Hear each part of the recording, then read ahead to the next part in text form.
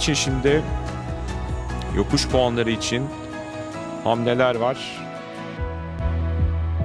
Orada yanlış görmediysem Beykoz takımından Natnel Berhan magenta mayo, liderlik mayosu onun üzerinde koyacak. Kazananı belirlemesi için yeteri kadar zor değil belki ama kuşkusuz cumartesi günkü Kraliçe etap öncesinde bugün şansını kaybeden bisikletçiler olacaktır ve Demre'den seyirci başlangıcıyla ufak ufak sporcular, aslında da Politicometa'nın liderliği var sayın seyirciler. Seyirci başlangıcının ardından şöyle bir sahile doğru taşıyan takımlar için 150-200 metre sonra gördüğünüz gibi ya bir iniş başlıyor ya da bir viraj geliyor. Dolayısıyla bisikletçilerin atak yapmaya çalışan ve arkada ana grubun içinde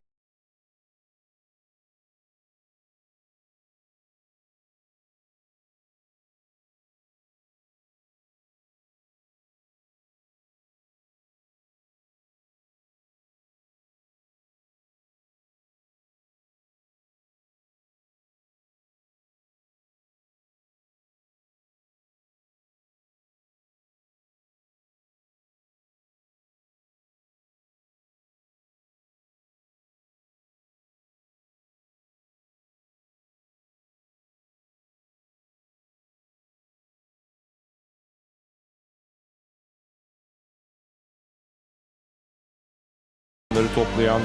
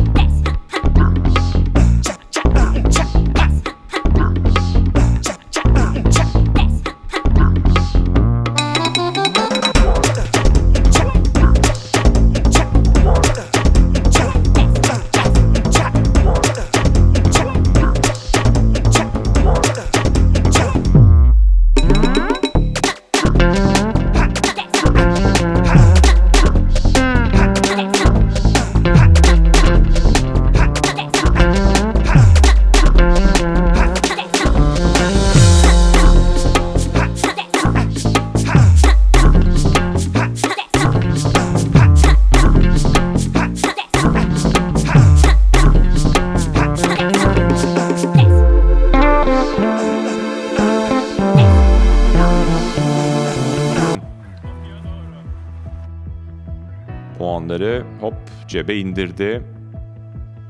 İşte görüyorsunuz Anton Schiffer ve Jakobus Willem Smith'in önünde. Beran eski bir Türkiye turu şampiyonu.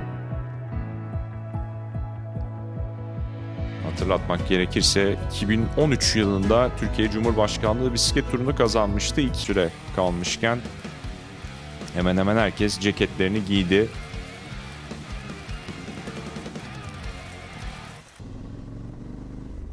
Politicometa'ya Uno X'ten şu ana kadar yarışın sessiz sakin takımlarından ki burada genel klasman şampiyonluğu elde etmişlerdi.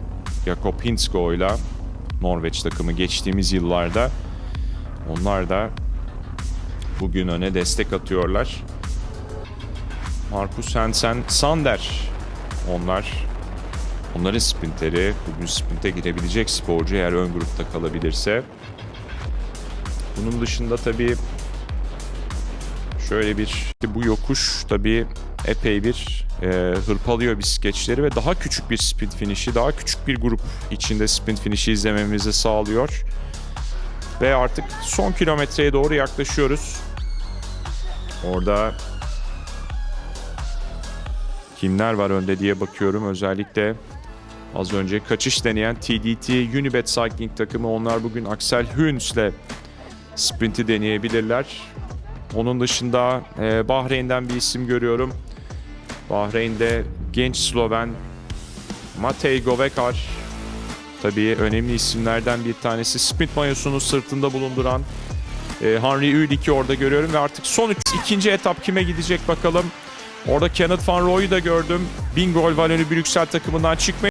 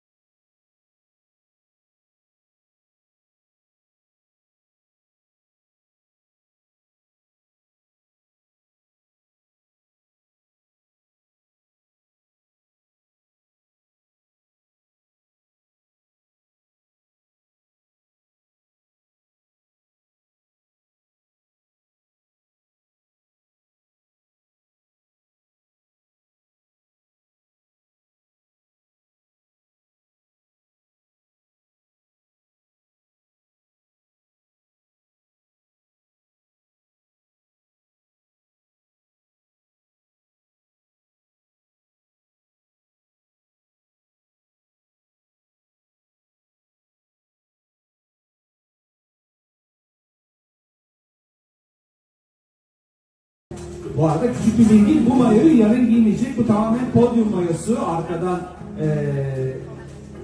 fermuarlı. Kolay giydirmek ve çıkarmak için yaptığımız bir sistem. Evet, Natner Berhan'ı Beykoz Belediye'yi tebrik ediyoruz. King of the Mountains. Evet, King of the Mountains şimdilik lider oldu. Bu mayoyu da bırakmayabilir Natner. Çünkü etabın ikinci yarısında dinlendi. Yarın